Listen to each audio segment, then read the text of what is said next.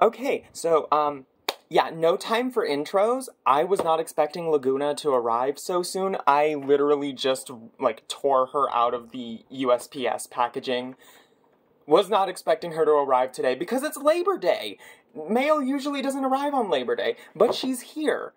And that's what matters. Oh my god.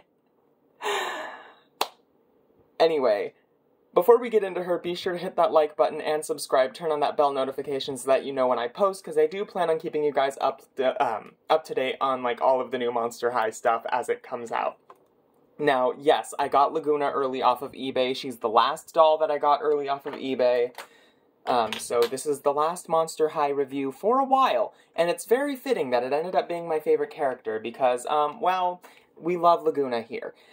Anyway, I'm sure we've all already seen the packaging floating around on the internet for the past couple days, but there she is. There's Neptuna. We've seen the side of the box, and we've seen her art, which I will definitely be cutting out and putting on my wall. The main attraction, though, is the doll herself, the long-awaited Lagoona Blue. Now, I'm gonna get her out of box, and the rest of this review is composed of entirely things that you guys asked me to show you on Instagram, because we had time to prepare this time. I put a suggestion box up, and you guys specified what you wanted to see, so that's how this review is gonna go. We're gonna get her out of packaging, and we'll be right back. Before I forget, this is Lagoona's barcode, so screenshot it, do whatever you need to do to find it.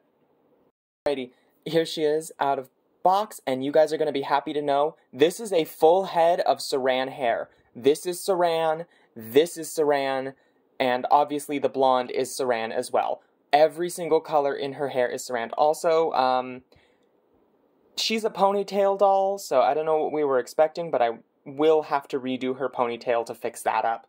We'll do that after the review, though. She has this really cute sea urchin scrunchie. It's not fabric, it's plastic, like the old Monster High scrunchies were whenever they did have them. This string of pearls that she has in her hair, like in the cartoon, they're both just solid white, no glitter in them or anything, which is sad.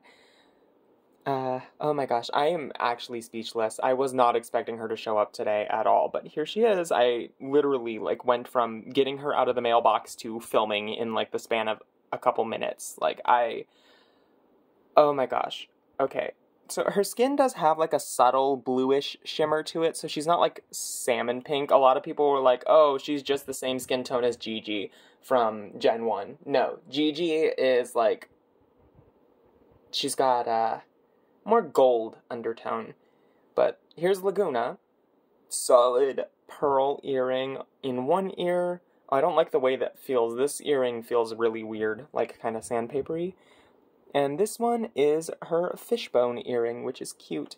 And then she's got, oh my god, camera, focus for me. These little, oh my god, it's not focusing. Camera, come on. Focus on her for me, thank you. It's got these scales on her forehead, which are not really fish scale shaped, and I will probably be redoing them because I'm not super impressed with the way they look. I've seen other people who have Lagoona where her scales are, like, off to the side and, like, not as great. So mine are at least, like, where they're supposed to be, but I'm still going to redo them with, like, a sparkly paint because they need to be sparkly, in my opinion. The rest of her face-up is absolutely stunning, though. Like, look at this eye makeup. Look at those freckles. That is so cute. And then she does not have fangs, so the person who asked, yeah, no, she does not. She does have a puka shell necklace. It's not painted. No painted details on it, sadly. She's got these gorgeous big ol' fin ears. And her head sculpt is dated 2021. So that is interesting, because some of the ghouls have 2022 stamped on their head sculpt. Lagoona has 2021 stamped on hers. I don't know how similar this is to her G1 sculpt. We'll figure that out later. Her jacket is adorable, and it has fins like the original It does. It's so, oh my gosh. And there's a hole that you can put her ponytail through. So she can actually wear the hoodie, part of the hoodie. And these are her new fishnets for her outfit, are the sleeves. She does have fins underneath here. I can feel them. I can kind of see them. She has more glitter embedded in her skin. Her hands are just the regular ones. I'll be painting her nails like I've been doing for the other ghouls. Her fanny pack is this fish scale texture on the belt with a bite mark out of it and shark teeth. And it does not open. It's hollow on the underside. And much like the belts of the other ghouls, it just pops right off. So if you don't want her wearing it, she doesn't have to wear it. Now she's got these fins on her shorts, which are interesting. Love the silhouette. Love the tie-dye shorts. I wasn't like the biggest fan of them at first, but they have grown on me significantly. Love them. Let's take a look at her arm fins. She does have them. They are not painted. They are a little rubbery, but they're not super flexible. She has fish scales. Oh, come on, camera. Focus on the doll, please. She's got fish scales. Only on one side of the arm, though. But she does have them. So that is really cool, and I like that she still has her arm fins, because a lot of people were worried about that being removed from her, but no, she still has them. And then her shoes are these cute little monster seahorse sandals. Love the colors so much more on the final doll. The prototype that we saw on the Coffin bean packaging had like red ones, and I wasn't the biggest fan of that color.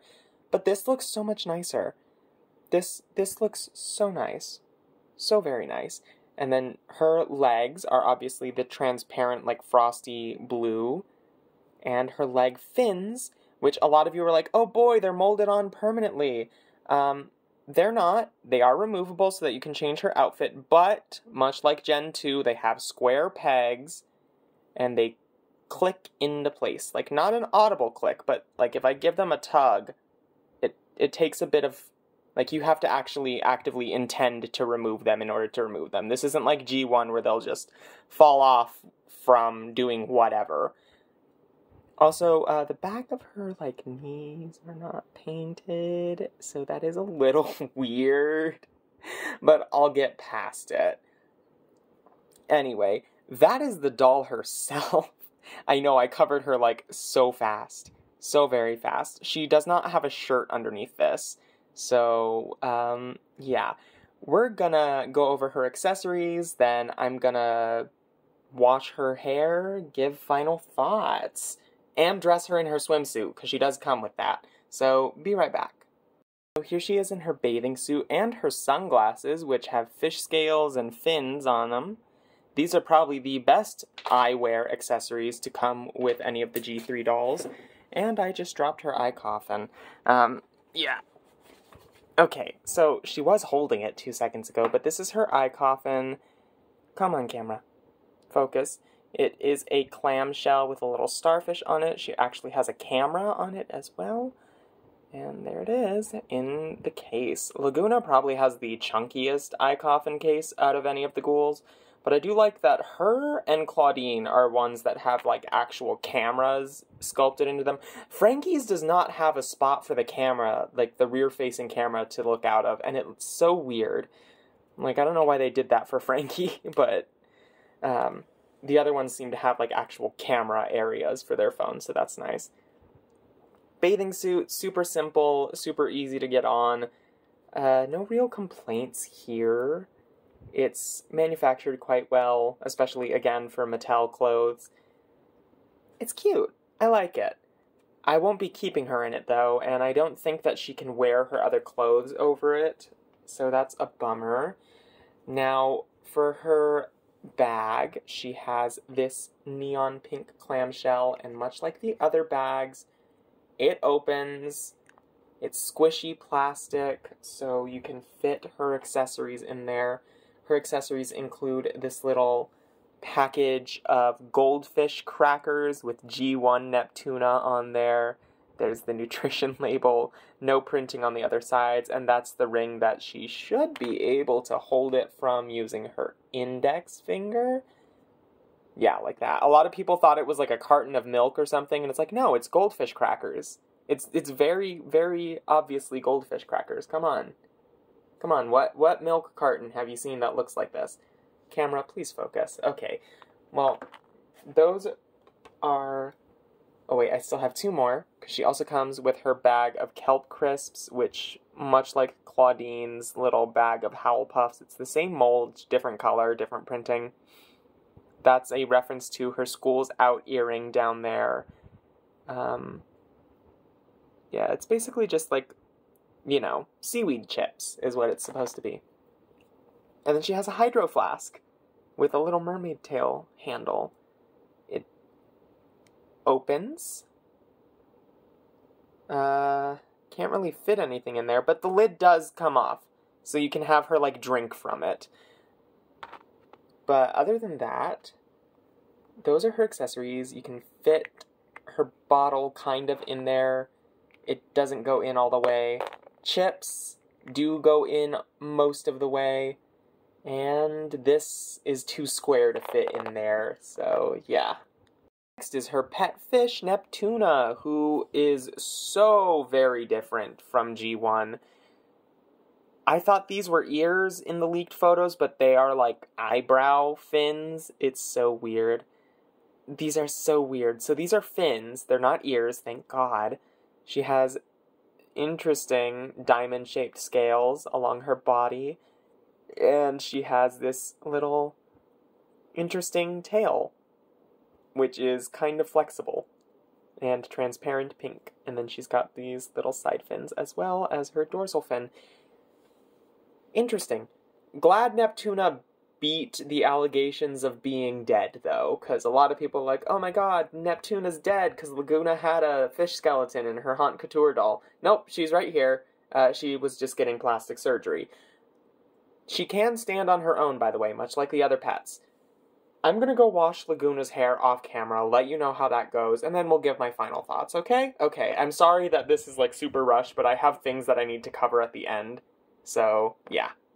Alrighty, so here is Lagoona, fresh after her spa day, with her ponytail down. Here's a good look at that. She does have, like, a little bit of a bald spot on mine, which is unfortunate. Like, there's definitely spaces where there could have been more hair plugs, but she is a ponytail doll, and doll companies usually don't put a lot of hair on those. Rooting-wise, she's okay. She's more thickly rooted towards the crown of her head, though, than she is at the nape of the neck. Which is, again, if it's a ponytail doll, it really should be thickly rooted all the way around, and then in the center, not as much. But, yeah.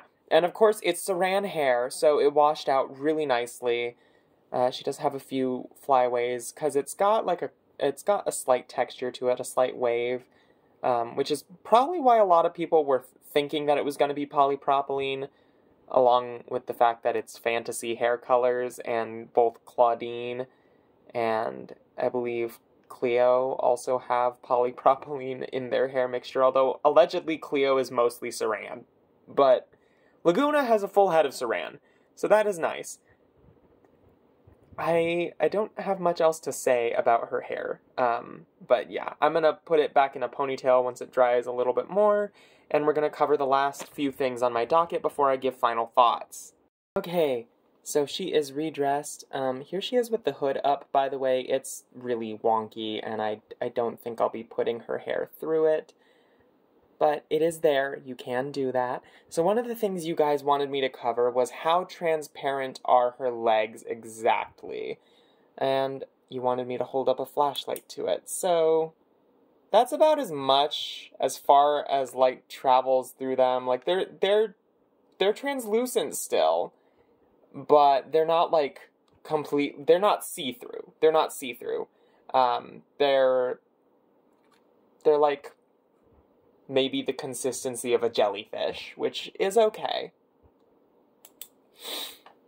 You know? Like, it doesn't matter that they're not as transparent as the prototype is. Because, honestly, this much more saturated blue does look better with her color, like her overall color scheme. So I like that. I think this is fine. Now, the final thing that you guys wanted me to cover is where Lagoona stands in terms of height when it comes to the other G3 dolls that I have. Now, Frankie is still the tallest ghoul in school at the moment. Lagoona is shorter than them. But she is, I believe, yeah, she is slightly, I mean, Claudine is kind of cheating with shoes. But I believe she's actually just the slightest bit taller than Claudine with shoes off, so I'm going to actually do that real quick.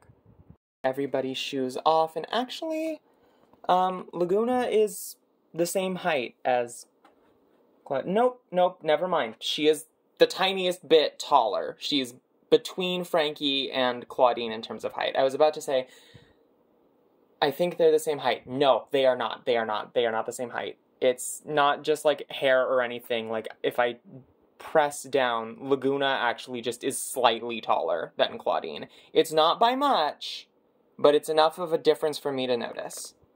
As for my final thoughts, kids, new fans, old fans are gonna love her. I love her so much already.